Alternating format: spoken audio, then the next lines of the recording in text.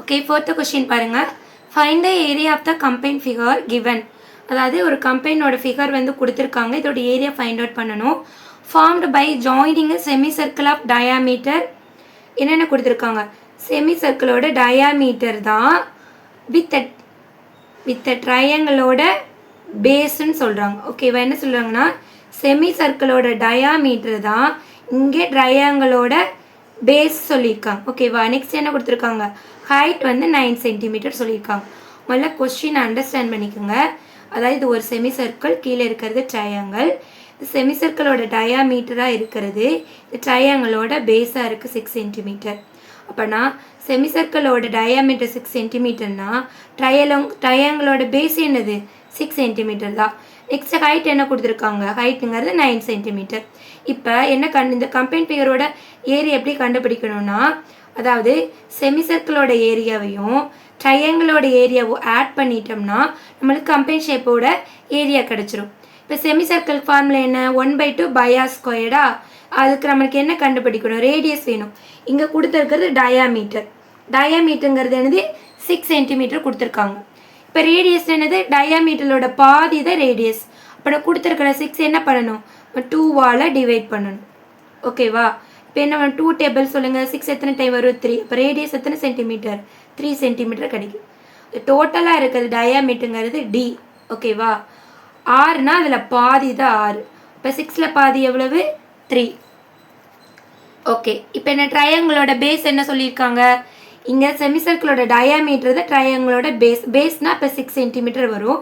ஹைட்டுங்கிறது அங்கே ஆல்ரெடி 9 கொடுத்துருக்காங்க. ஓகேவா? இப்போ இந்த ட்ரையாங்கிளோட ஏரியா ஃபார்முலா என்னது? Half BH. இப்போ இந்த ஃபார்முலா நம்ம அப்படியே சப்ஸ்டியூட் பண்ணிட்டோம்னா நம்மளுக்கு என்ன கிடச்சிரும்? ஏரியா கிடச்சிரும். இப்போ பாருங்கள், அதுக்கு வந்து 1/2 பையோட வேல்யூ வந்து 3.14 வந்து சப்ஸ்டியூட் பண்ண சொல்லியிருக்காங்க. சரி, இப்போ பாருங்கள், சம்குள்ளே போயிடலாம்.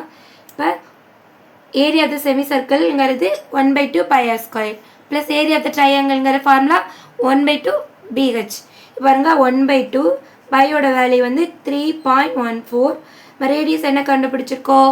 3 சென்டிமீட்டர். அப்புறம் ஆர் ஸ்கொயருங்கிறனால 3 × 3 நெக்ஸ்ட் ப்ளஸ் ஆஃப் பேஸ் என்னது? பேஸ் வந்து இதுதான் 6. ஹைட் என்னது? ஹைட்டுங்கிறது இது 9. ஓகே, இது அப்படி என்ன பண்ணணும்? நம்ம சால்வ் பண்ணணும்.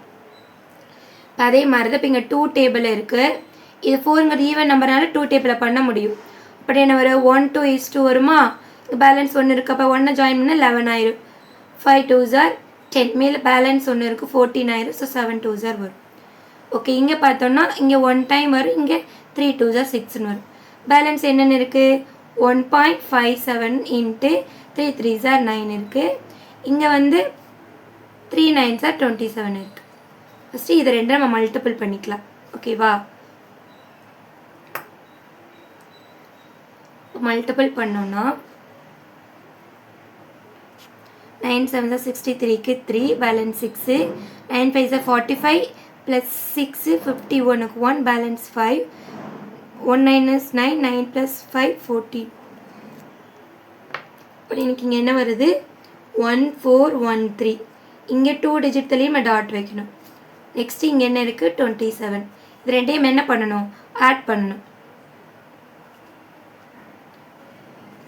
ஆட் பண்ணோம்னா 3 1 11க்கு 1 கேரி ஓவர் 1, ஸோ 4. ஆன்சர் என்ன வருதுன்னா 41.13. தென் தி ஏரியாவா? ஸோ ஸ்கொயர் இங்கே சென்டிமீட்டரில் கொடுத்துருக்காங்க, ஸோ ஸ்கொயர் சென்டிமீட்டர். இது டெசிமலில் வந்திருக்கனால இது வந்து அப்ராக்சிமேட் வேல்யூ தான்.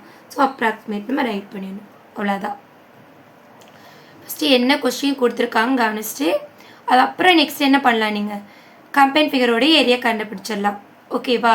கொஸ்டினை ஃபஸ்ட் நீங்கள் நல்லா அண்டர்ஸ்டாண்ட் பண்ணணும், ஃபஸ்ட்டு ஸ்டெப்பு. நெக்ஸ்ட்டு என்னென்ன ஷேப்புக்கு என்னென்ன ஏரியா ஃபார்முலான்னு உங்களுக்கு ஃபஸ்ட்டு தெரியணும்.